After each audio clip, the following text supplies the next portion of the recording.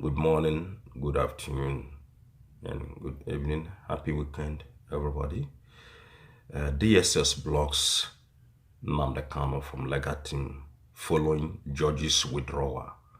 The people, when they tell us this story concerning Nnamdi Kanu and the DSS people, Nnamdi Kanu's lead counsel, a well-known barrister, we call a lawyer, Ejimako, that they tell us since this Nnamdi Kanu case, Aloy Ejimako have been involved helping Nnamdi Kanu, the leader of the indigenous people of Biafra, making sure that Nnamdi Kanu will be released. So kudos to all Nnamdi Kanu's counsel.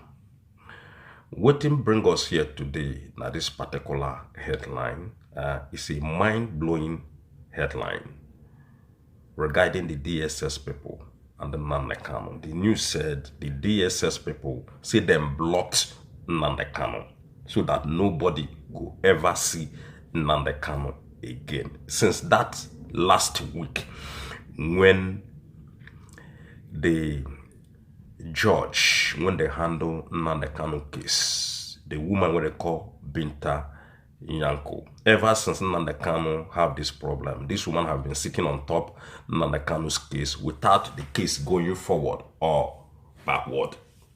So it has been a very long time now, over 4 years. Nnamdi Kanu have been in prison for nothing. They are persecuting this man for nothing. This is purely political. So the news they tell us say since that day when Nnamdi Kanu dealt a serious blow on that judge face, and since then the DSS say nah. They were very, very angry about Nnamdi Kanu.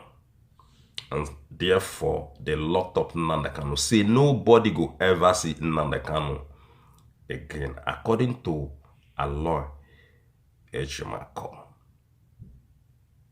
So make we see how the whole story unfold and how a lawyer, Ejimako, tell us this particular story pass. A lawyer, Ejimako, the lead counsel to the detained leader of the indigenous people of Biafra, Nnamdi Kanu, on Friday, don't come and come express frustrations following the refusal of the Department of State Service, what they call DSS, to allow Kanu's legal team to visit him at the DSS cell. Ejimako said in a statement via his X handle that today, in a violation of subsisting court order and the Constitution, the DSS blocked the legal team of Nnamdi Kanu from meeting with him at the detention facility. It appears that the DSS has cancelled, according to the news, ladies and gentlemen, all future visitation to Nnamdi Kanu as a retaliation against Kanu for chasing away Justice BINTA YANKO from the case and causing her embarrassment. What DSS mean is that the DSS acting on behalf of the federal government of Nigeria, unlawfully isolated Kanu from his lawyers, thus making his solidarity confinement absolute. All right? Making his solidarity confinement absolute. I don't know when next, if ever, it may be possible to see Kanu again, Ejimako stated. The IPOB leader, who is being detained at the custody of the Department of State Service, DSS, in Abuja, standing trial before a federal high court, sitting in Abuja over terrorism-related charges. Kanu have told the trial judge, Justice BINTA Nyako, on Tuesday that he had lost confidence in her courts and demanded her to hand off his case. Justice BINTA Nyako granted his request, excused herself from the case, and remitted the case file to the Chief Judge of the Federal High Court for reassignment to another judge to handle. So, ladies and gentlemen, now this is now what they tell us about the leader of the indigenous people of Biafra. His lawyer now, they very, very scared of the whole thing when they happen to the leader of the indigenous people of Biafra, because the man they explained to all of us now, see now it can't be like seeing the embarrassment when Nnamdi Kanu give that judge what they call Justice BINTA Nyako. Now the embarrassment make the DSS people block anyone, whether Nnamdi Kanu family, whether Nnamdi Kanu lawyer, whether anybody, they block them not to be able to access or visit Nnamdi Kanu ever again in the DSS cell. So, and another thing, when Ejimako they claim right here, be saying the DSS people that they work on behalf of the federal government. So, ladies and gentlemen, this is very, very serious. How can they block somebody on trial? And all of us have to join hands together in prayer for this gentleman when be the leader of the indigenous people of Biafra, because the move when Bola made the Tinubu's administration and DSS people that they move against Nnamdi Kanu is uncalled for. Even that protest where they claim say they won't do on the 1st. If Nnamdi Kanu they do that protest for, it's another thing where would they see into. But not be Nnamdi Kanu they do this protest for. All the people when we say then involve themselves in this protest, all of them they find their lifestyle. All of them they find a way to be more famous. All of them they find a way to make money. They are not serious. The protest is not for Nigerian people. The protest is not for everybody, but for their pocket. That is why when Tinubu sent them home, I was so happy that Tinubu asked everybody to go home, and Tinubu not even look at their request at all. I was so happy. So instead of to the protest for injustice, when they melt on Nigerian people, Nigerian citizens, when we say they make sense, and these are men when we say they are supposed to do something better for Nigerian people. Una not the protest. Una the protest for hunger. When una put Tinubu there. So if una the protest for the leader of the indigenous people of Biafra, Nnamdi Kanu, to be released, it's a different thing entirely. So this particular protest, when they want to do on the 1st regarding hunger, does not make any sense, and it's not going to bring any change. Una got to rise up for people when they fight for Una. Somebody like Nnamdi Kanu, the leader of the indigenous people of Biafra. These are the kind of people when they hold in prison, when they languish in prison for nothing. This one are 4 years now when they hold Nnamdi Kanu against the court will. Supreme Court for that matter, against Supreme Court will. People went on this, the court went on discharging Nnamdi Kanu many times. And the court ruled against the federal government. Why they hold Nnamdi Kanu? Because Nnamdi Kanu is an innocent person.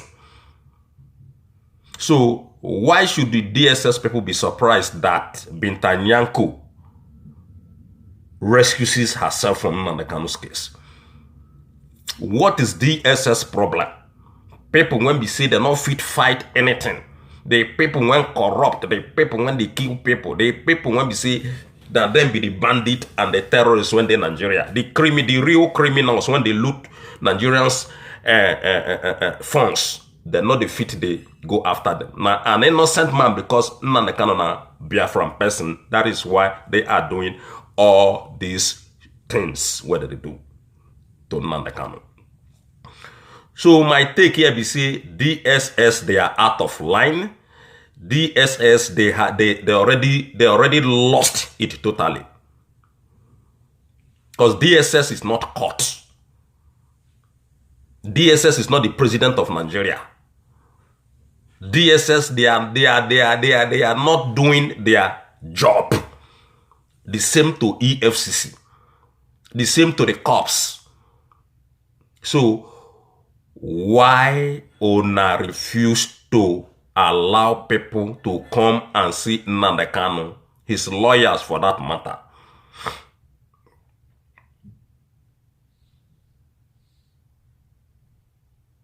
All these forces went in Nigeria. Now then they add fuel on top fire in that country. Because not be so forces the arts. You cannot be doing something against the will of the court to an individual. If BINTA rescues herself from Nnamdi Kanu case, doesn't mean that Nnamdi Kanu is being released. Doesn't mean that Nnamdi Kanu will be out from that detention. It means that another person will handle the case and continue from where BINTA stops. So why is it that the DSS, then they feel bad because BINTA rescues herself?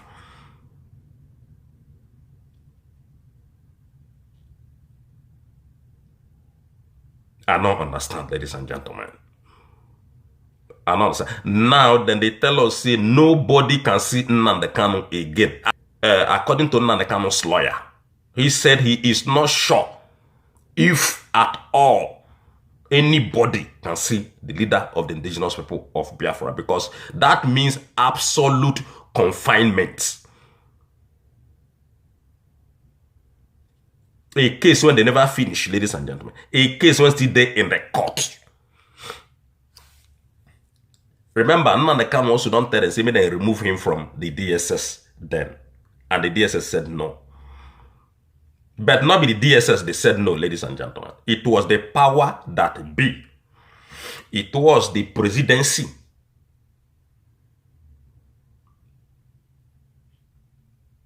That is why the question when I asked Ona in some of my clips before, I said, now that the Northerners then claim, see, they won't leave Nigeria, the Yoruba people, Professor Akintoye come out last week again, re-echo the same thing. See, they don't want Nigeria, they want to divide.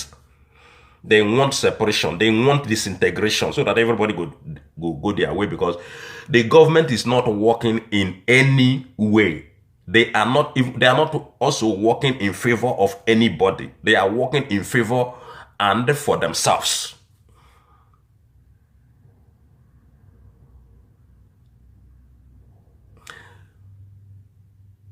Then when the Biafran people, they also said they don't want Nigeria again. So the Northerners, the Yoruba people, how many people when Ona don't arrest, since when they make the same call when Nnamdi Kanu makes, say, man, they don't want Nigerian people, they don't want to live together with Nigeria again, due to the failure of the politicians, due to the failure of the federal government, due to the failure of the government of Nigeria. How many people Una don't arrest? Una arrest Akintoye? The answer is no. Una don't arrest anybody from the northern part of Nigeria?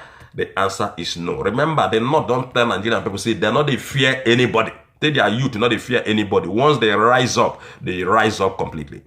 So since when the Northerners don't come out, the Yoruba people don't come out, other ethnic groups don't come and say no, they don't want Nigeria because Nigeria is not working. How many people don't arrest?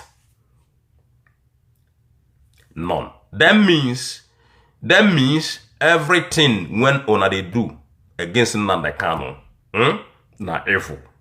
That means if you are not fit arrest any Northerners, people when make those statements, when make those calls, say they want Nigeria to disintegrate. Yoruba land, Akintoye is there, he's still there till tomorrow. You are not fit to arrest her because they say he don't want one Nigeria again. Then, everything what they do against Nnamdi Kanu na bonkom. So Nnamdi Kanu not do anything. He's an innocent man declared by the Supreme Court of Nigeria. Say the man an innocent person. And he is an innocent person. The killers, when they roam about everywhere, the people when they throw bomb here and there everywhere, the people when they call the kidnappers, they fool everywhere. The people when they call a terrorist group, all of them fool all corner. In Abuja, in Lagos, everywhere then they. Where are the DSS people? Every time when they come, they tell us, see, the terrorist one what they call Toji, Bello Toji. She, in the Iran, his group, they won't kill him. Then they find out to kill him. The next morning, the same news will come and they tell us, see, Bello Toji who 100 people somewhere. They die in Sokoto, somewhere. See, they know where he did. They know where he did, ladies and gentlemen. Then when tell us say that they find out his team, the forces of Nigeria, DSS people, EFCC people, police people, army people, that they tell us the same thing. Say, Bello Toji, his people, they are looking for him, they want to kill him. His people will kill him, they will soon kill him. The same Toji, the next morning, the same people, when come tell us this story, they will still come back again and tell us, Toji who 200 people somewhere to ransom in Sokoto. He's in Zamfara. They don't know where this man is. They know who he is. They know his home. They know his family. They know his wife. They know everything about this person. Every day they lie to us. But they hold Nnamdi Kanu who is trying to fight against terrorism and against injustice and against oppression, against intimidation. They hold him for nothing. Up to today, they not fit provide us any single evidence when they link Nnamdi Kanu to any of these accusations when they accuse him. No single evidence. None, zero, ladies and gentlemen. So you could just wonder and thunder why the DSS they take laws into their hand.